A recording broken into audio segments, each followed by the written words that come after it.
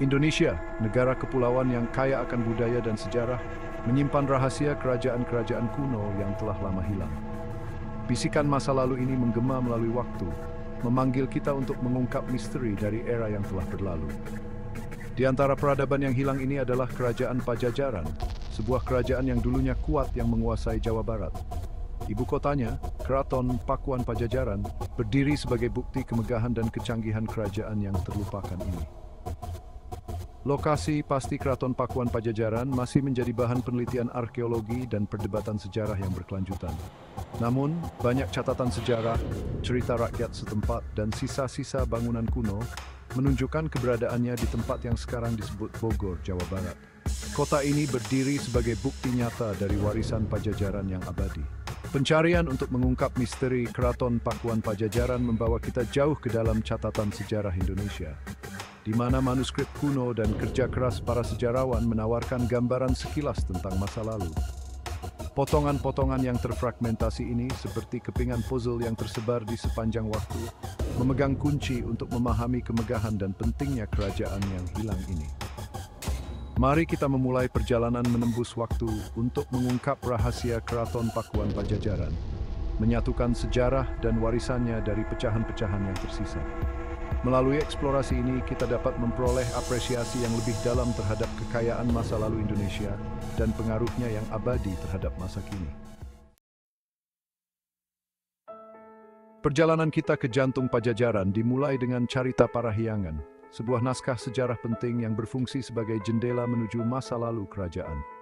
Karya sastra ini yang diyakini telah disusun pada abad ke-16 memberikan wawasan berharga tentang silsilah penguasa Pajajaran, struktur politik kerajaan, dan kehidupan rakyatnya. Carita Parahyangan menyoroti pemerintahan Maharaja Tarusbawa, seorang tokoh kunci dalam pembangunan Keraton Pakuan Pajajaran. Menurut naskah tersebut, Maharaja Tarusbawa naik takhta pada abad ke-14. Ia memainkan peran penting dalam mengkonsolidasikan kekuatan kerajaan dan membangun keberadaannya di Jawa Barat. Naskah tersebut menggambarkan pembangunan awal Keraton Pakuan Pajajaran di bawah pemerintahan Maharaja Tarusbawa. Lukisan itu menggambarkan kompleks istana yang megah, berlokasi strategis, dan dihiasi dengan ukiran rumit yang mencerminkan kehebatan artistik kerajaan. Meskipun Carita Parahyangan menawarkan wawasan yang tak ternilai tentang hari-hari awal Keraton Pakuan Pajajaran, penting untuk menyikapi narasi sejarah ini dengan pandangan yang kritis. Sejarawan terus memperdebatkan keakuratan dan potensi bias yang ada dalam teks-teks kuno. Meskipun demikian, naskah tersebut tetap menjadi sumber yang sangat diperlukan untuk memahami konteks sejarah dan pentingnya Keraton Pakuan Pajajaran. Pemerintahan Maharaja Tarusbawa menandai titik balik dalam sejarah Pajajaran. Ia mewarisi kerajaan yang bergulat dengan perselisihan internal dan ancaman eksternal. Kepemimpinannya terbukti berperan penting dalam mempersatukan kerajaan dan membangun periode perdamaian dan kemakmuran. Menyadari perlunya pusat kekuasaan yang akan memproyeksikan kekuatan dan persatuan kerajaan, Maharaja Tarusbawa membayangkan pembangunan Keraton Pakuan Pajajaran. Ia memilih lokasi yang strategis untuk ibu kota barunya, dengan cermat mempertimbangkan faktor-faktor seperti pertahanan, akses ke sumber daya, dan kedekatan dengan rute perdagangan. Di bawah bimbingan Maharaja Tarusbawa, para pengrajin dan pekerja terampil mulai mengubah visinya menjadi kenyataan. Mereka membangun tembok yang kokoh, membuat gerbang yang megah, dan membangun aula besar di dalam kompleks istana. Arsitektur Keraton Pakuan Pajajaran, seperti yang dijelaskan dalam Carita Parahyangan, mencerminkan perpaduan yang harmonis antara gaya arsitektur Hindu-Buddha dan Jawa asli. Warisan Maharaja Tarusbawa melampaui struktur fisik Keraton Pakuan Pajajaran. Ia dikenang sebagai penguasa yang bijaksana dan adil, yang meletakkan dasar bagi masa keemasan dalam sejarah Pajajaran.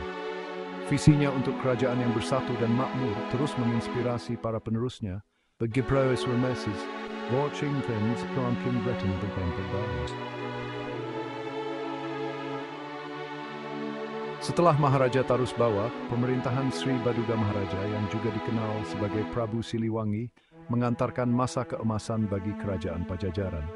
Pemerintahan Sri Baduga Maharaja yang berlangsung hampir sepanjang abad ke-15 ditandai dengan perdamaian, kemakmuran, dan perkembangan budaya yang belum pernah terjadi sebelumnya.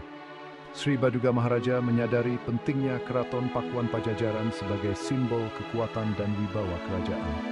Ia memulai proyek perluasan yang ambisius, mengubah kompleks istana menjadi kota metropolitan yang luas, yang mencerminkan kekayaan dan kecanggihan kerajaan.